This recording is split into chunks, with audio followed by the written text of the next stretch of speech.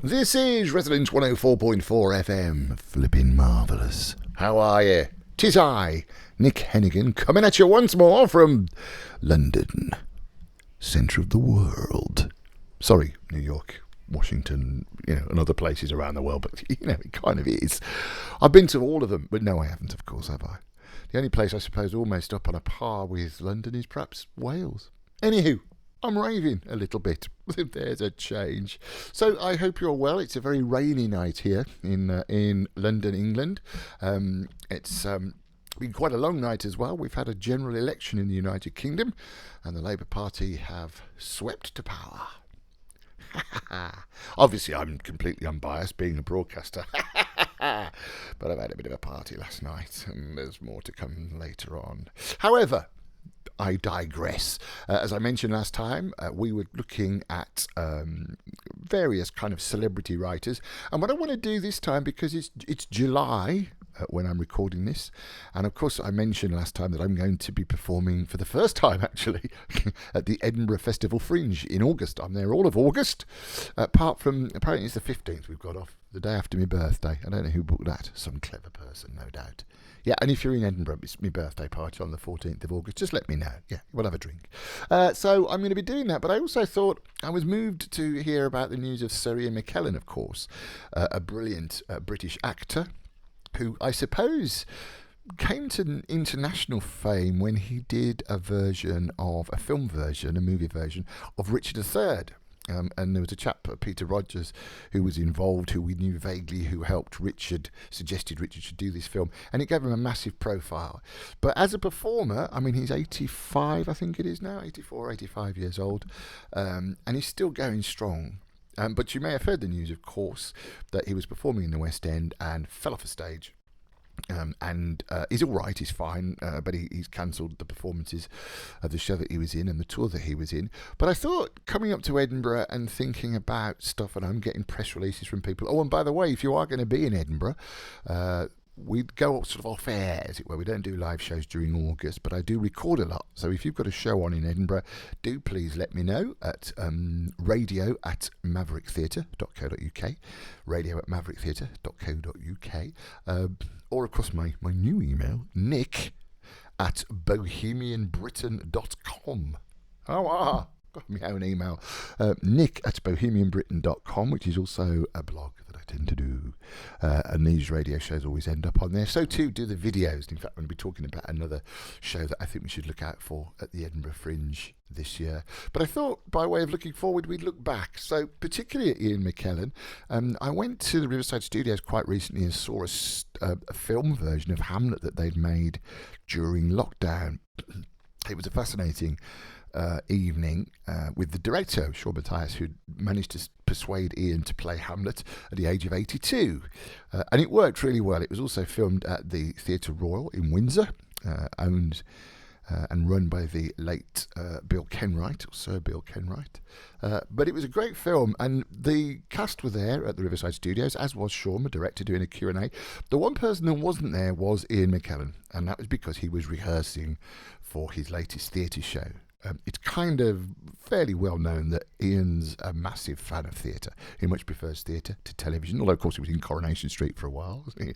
Coronation Street, and the films that he has done. But I went and saw him in Edinburgh a couple of years ago in an interesting version of Hamlet. It was a kind of a dance piece, really, by Peter Shaffer, so a ballet. In fact, Ian McKellen was the only speaker in it. And it got sort of mixed reviews, really, but I quite liked it, and I also quite liked the music.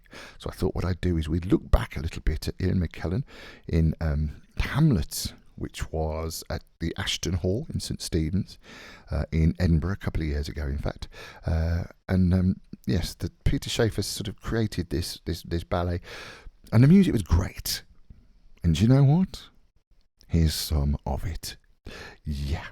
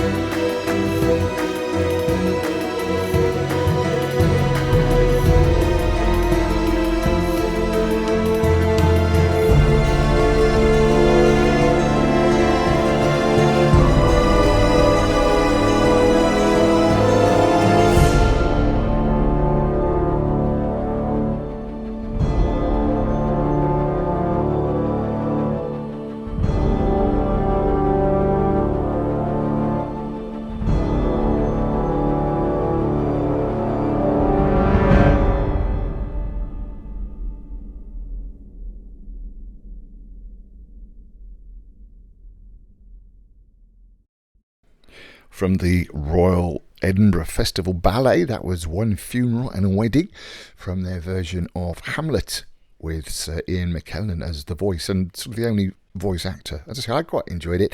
Got kind of slightly mangled by critics, but the music is great. See what you think of this. This is another one from the opera, from the ballet. No, it's not the opera, because there's no singing, was there? From the ballet. This is called He Weeps for What Is Done. Rosencrantz and Guildenstern aren't dead, brackets, yet, close brackets.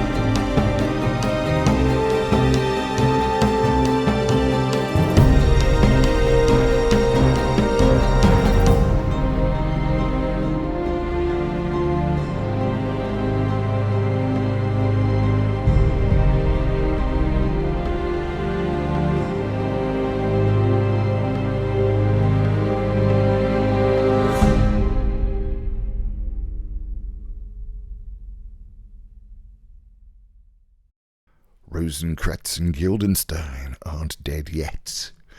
Some great stuff there. A couple of nostalgic tracks from the Hamlet ballet, the Edinburgh Royal Festival Ballet from a couple of years ago.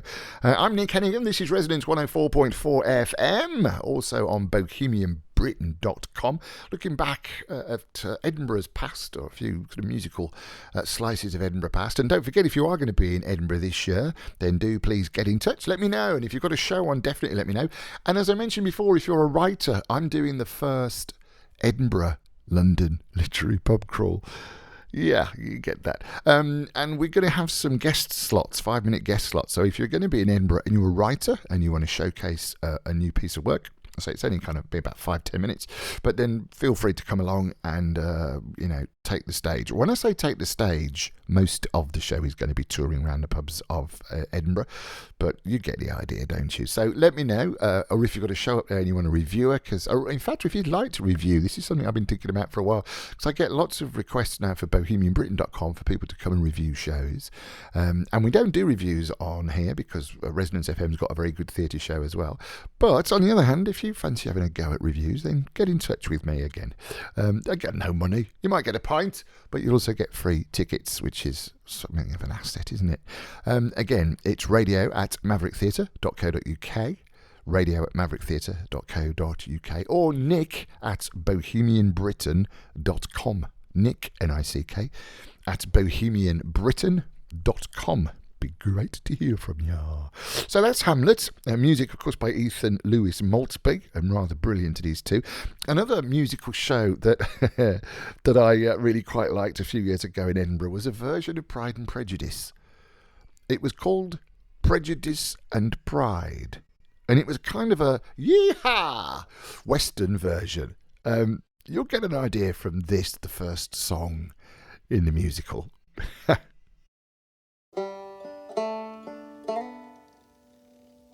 My son said, my papa, now listen, you gotta prepare for what's coming to you.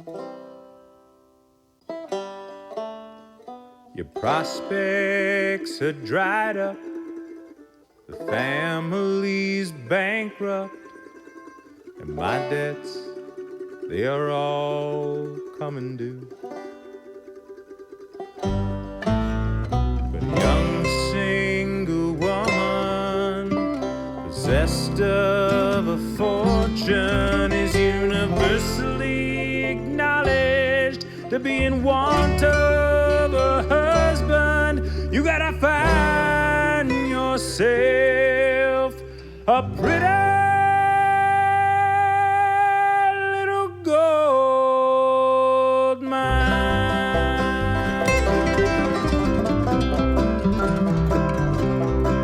Well, I know your older brother Jake gets heads to turn and hearts to break, but he just clams up when he's around a girl.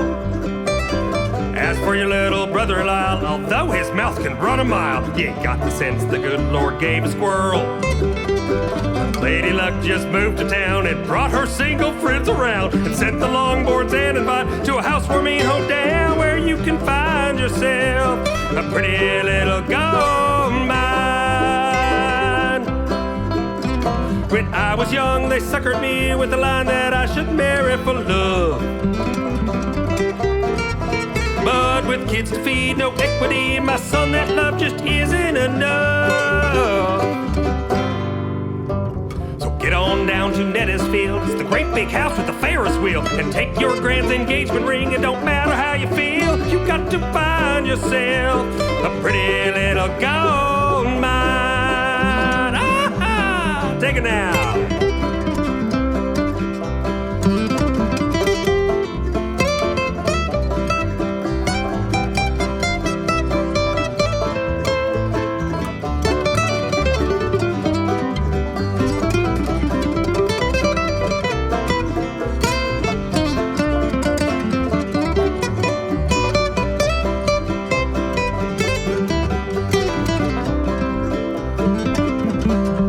I said it used to be a man took pride in being the one to provide, but the feminists stole our pants away. Now Now for dare to disagree, it's toxic masculinity, till a man can't tell what role he's supposed to play. Despite all these complaints about how we should cry instead of shout, with one thing boys still come equipped, what the girls can't do without. That's how you find yourself a pretty little gold mine. Well, I know you harbor dreams of making music and being a star, but without the blessings of a patroness, this world don't shoot those stars very far. Bennett, you're not exactly hot, but you got wits, and that's a lot. So get some Harris in the sack and give her everything you got. You got to find yourself a pretty little gold mine. I'll sing it again. Go out and find yourself a pretty little gold mine.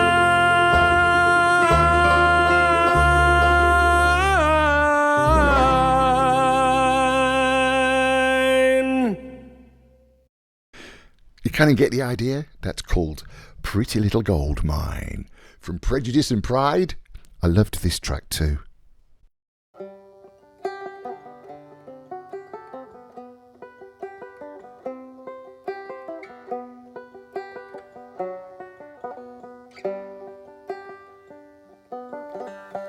See you on the eastern-facing road. You glimmer with a vein of gold, and it takes me by surprise. Hopelessly I struggle to withhold my iron from your lightning bolt, but you hold me magnetized. Though I'd be a fool to ignore the difficulty of jeweling my diamonds in a world of cold. Above the ugly stereotypes your family exemplifies, you stand out bright as gold. There's a pool of resolve in you that mirrors back my fortitude, full of possibilities.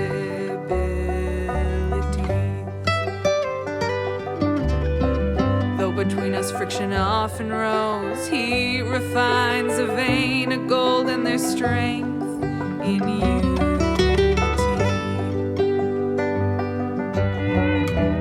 Though I rest assured that I would doubtless thrive without you, I feel that would somehow leave my life less sweet.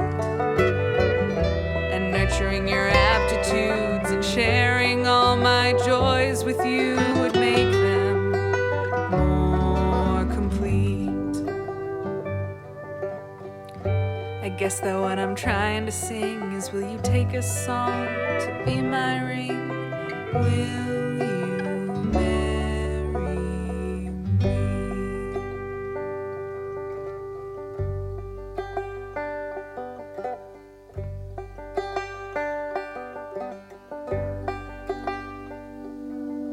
A tender-hearted porcupine may well regret to use its spines, and I regret to wound with my reply. Round pegs don't fit in square holes, and I can't play a housewife role. It doesn't fit, and no, with you and I. With no more politeness than am I to be summarily rejected. If what you call politeness is insulting my whole family, that should have been expected. Don't need no man to teach you disrespect. You selfishly reject how others feel, so convinced that you're correct. You broke my brother's heart for your ideals, and to our whole damn town you made some pickle cocktease of your friend. Deny it if you can. I have dare to deny what kindness caused me to divide, showing her more than myself. Taking silence for indifference. You took my brother's interest, wasn't Carly, but her wealth. Even if I could accept this, Private Wick's misfortunes expose and condemn you. Private Wick is so unfortunate. Don't dare to think sarcasm can defend you. You don't need no man to teach you violence. Bully and oppressed with words alone. Leveraging your privileges. Cheat a gifted woman of her own. You never had a chance in hell to win my heart despite your wealth. 'Cause I don't need no man. Go fuck yourself.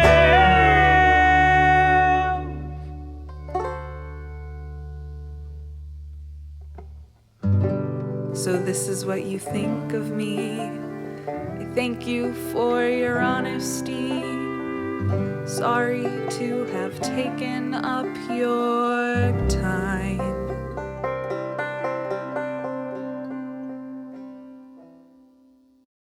Yeehaw! Kind of cute, isn't it? That was another song from, so it's called Vein of Gold, You Don't Need No Man, from the Edinburgh musical, the show I saw at the Edinburgh Fringe called Prejudice and Pride, with music by Sam Wright and the Bard Owls. I think the music's available commercially as well. Prejudice and Pride, if you look it up and you fancy a bit more of that. So that's our kind of look back at a couple of musicals from the Edinburgh Festival Fringe. We're going to be there in August. Again, if you'd like to get in touch, if you're going to be there, you want to come to my birthday party, August 14th. Yeah, just drop us a line. radio@mavericktheatre.co.uk, radio@mavericktheatre.co.uk, or nick@bohemianbritain.com. nick@bohemianbritain.com. And that's all we've got time for. Thank you very much for your company. I'll see you next time. I'm Nick Hennegan. We're on bohemianbritain.com, but mainly this is Literary London on Resonance 104.4 FM.